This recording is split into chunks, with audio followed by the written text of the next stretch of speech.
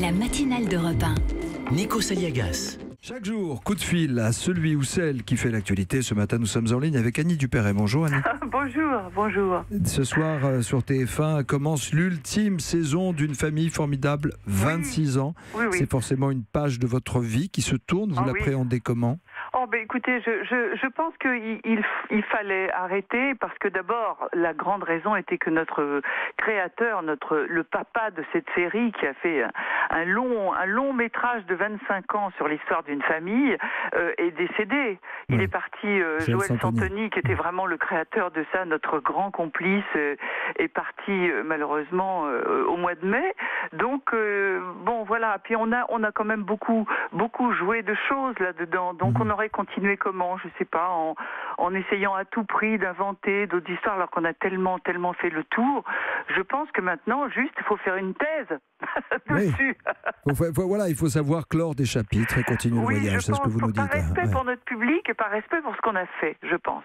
Alors vous serez cette semaine, à partir de jeudi précisément, sur les planches du théâtre Édouard VII, pour la pièce Les Chats de hasard. C'est une pièce adaptée de votre roman à succès. Alors c'est pas une pièce, ça sera une lecture-spectacle musicale. Expliquez-moi, c'est un monologue accompagné de musique, c'est ça ? Voilà. En fait, je vais faire une lecture, parce que si on n'a pas... Enfin, une lecture, c'est mon livre, donc je le connais quand même un peu. Mais si on n'a pas un texte à la main, vous savez, c'est un petit peu différent. On est obligé d'interpréter les choses. Sûr. Là, voilà, ça va être une lecture animé avec des lumières, avec un décor et un très beau musicien, Simon Mimoun, qui a composé une musique spécialement et qui va m'accompagner au violon sur scène. Et donc, ça va être une lecture-spectacle musical de mon livre Les Chats de hasard. C'est vrai que vous nous aviez reçus pour Europe 1. On était venus chez vous faire une balade avec l'année dernière et on avait vu chez vous un certain nombre de chats. Et j'ai lu que votre chatte Mina que j'avais vu, rencontré et même photographié, est partie. Oui. C'était ma dernière chatte d'écrivain, parce qu'il faut bien dire que tous les chats ne sont pas des chats d'écrivain, ils ne sont pas tous doués. C'est quoi une chatte d'écrivain, précisément, Annie Dupéret ? C'est quelqu'un qui est particulièrement intéressé par le fait que vous écriviez et que vous réfléchissiez. Il y en a, ils sont très rares en fait. Tout à coup, ils viennent, il ne s'agit pas de jouer avec le stylo, de s'installer sur la feuille, non, pas du tout. Ils sont attentifs à ce que vous faites, et quand vous commencez à écrire, ils vous suivent, ils sont comme une sorte de gardien du cahier, de la page, comme ça, et alors c'est très encourageant parce qu'on dirait qu'ils sont contents de ce qu'on fait.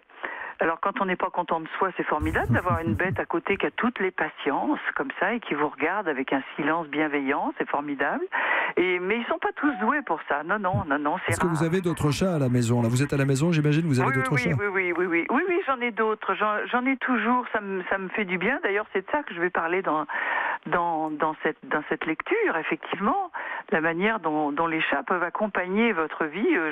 Je parle aussi des chiens parce que je ne déteste pas les chiens, mais je fais le point un petit peu pourquoi j'ai pas de chien. Le chien est trop dépendant et trop en demande d'une attention constante, ce qui n'est pas le chat du tout. Et le chat a aussi une part spirituelle dans son histoire et dans son existence. On lui accorde beaucoup de choses. On lui accorde d'ailleurs un peu trop de choses.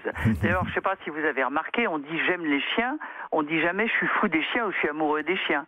Les chats entraînent des tas de superlatifs, à mon avis, qui sont parfois un peu limites. Moi, je commence ma lecture par j'ai pour les animaux un amour raisonnable.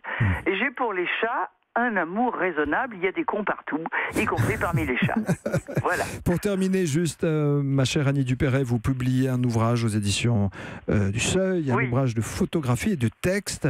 Votre papa était photographe aussi. Mon papa était photographe, vous initiez très tôt à la photographie. Voilà, et en fait, je n'avais jamais parlé, avant même de découvrir les photos de mon père, j'ai eu une vingtaine d'années de passion photographique où je photographiais beaucoup en noir et blanc, vous savez, c'est en pellicule, en argentique comme on dit, et je faisais le laboratoire moi-même. J'ai passé des nuits dans mon laboratoire à tirer des photos, à développer même les pellicules, ce qui est extrêmement dangereux parce que si on rate une pellicule, il n'y a plus rien. On peut pas refaire. Et puis donc j'ai un ami qui m'a demandé de sortir ses photos pour faire une exposition. Le Seuil a vu ces photos-là, m'a dit mais est-ce que tu pourrais parler un peu de la photo argentique authentique de cette expérience comme ça.